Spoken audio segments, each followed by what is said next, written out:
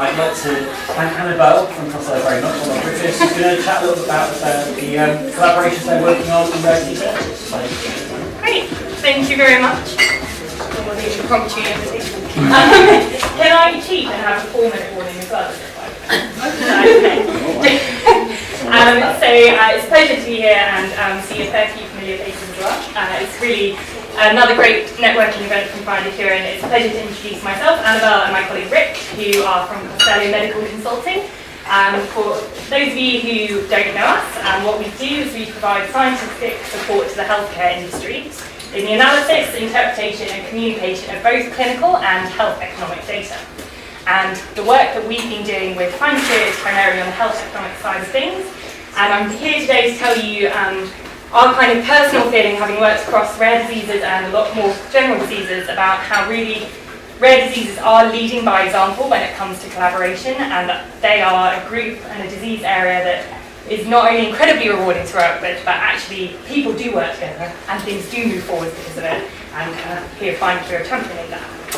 So when it comes to Costello, we started in 2008, we're based in Cambridge and now in Singapore. We do a lot of different things for the pharmaceutical industry, ranging from submissions to reimbursement agencies like NICE and SMC, health economic modelling affairs, literature reviews, design work, lots of different things, so do come and chat to us if you'd like to find out a bit more.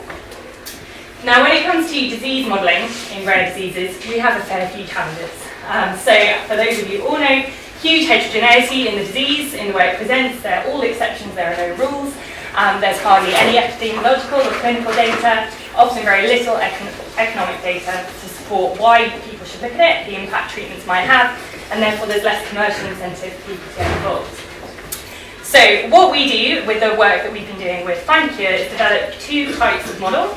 We're interested in what is the cost of the disease at the moment based on current treatment approaches, and that's called a cost of illness model. And then we're interested in the budget impact, and so we say, okay, if we introduce a new treatment into this situation, what's it going to be? Is it going to save the NHS any money? Is anyone going to care?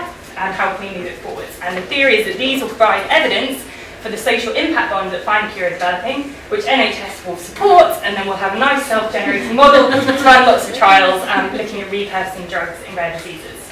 We are now on our 3rd project already with Findacure.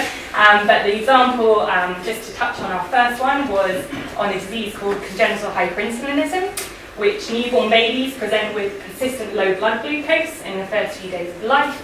And for a subtype of those patients, the only option was to remove the pancreas. And a fantastic clinician called Khalid Hussain at Great Ormond Street is championing the use of sirolimus, also known as rapamycin, for those of you in the lab, to treat these patients and give them an opportunity to keep their pancreas and avoid diabetes. So we came up with a treatment pathway for what we thought went on. We had a great pleasure of collaborating with Great Ormond Street and getting them to tell us how it was looking, tell us the actual reality of what it means to treat these patients. We had the pleasure of meeting Matthew and Scarlett and patients and parents who have to deal with this every day. We were able to come up from the literature and expert opinion with the costs. They all went into a nice long model to give a number, and unfortunately I didn't bring my results with me. But the overall cost of the NHS was over £1 million in a year to treat all the CA5 patients, and that's substantial when you think of rare diseases. Sorry, brilliant, thank you. And so we were then able to show that sirolimus would create a saving for the NHS, and most of those savings were for patients in their first year of life, and we were able to show that analysis in lots of different ways. And with Great Ormond Street and the Northern Congenital Hyperinsulinism Service, this work really wouldn't have been possible. That's now moved forwards to the next step. And with NHS England, so please keep your fingers crossed for Findacure as they take it forwards. And then since then, we've been working with Ataxia UK, and Julie's here representing them, looking at a rare disease called Friedreich's Ataxia, which has the challenge of every comorbidity you can possibly think of. So we're in the process of costing up what it means to treat these patients with this autosomal recessive genetic disease.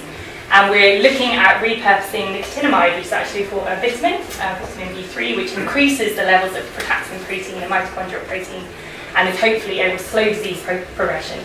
And so we are in the progress of building a model to show hopefully cost savings for NHS. And as I said, I really can't thank Findacure enough. It's been a pleasure working with them, and hopefully will continue to do so, and hopefully continue to show that rare diseases really can teach common diseases a whole lot. So thank you.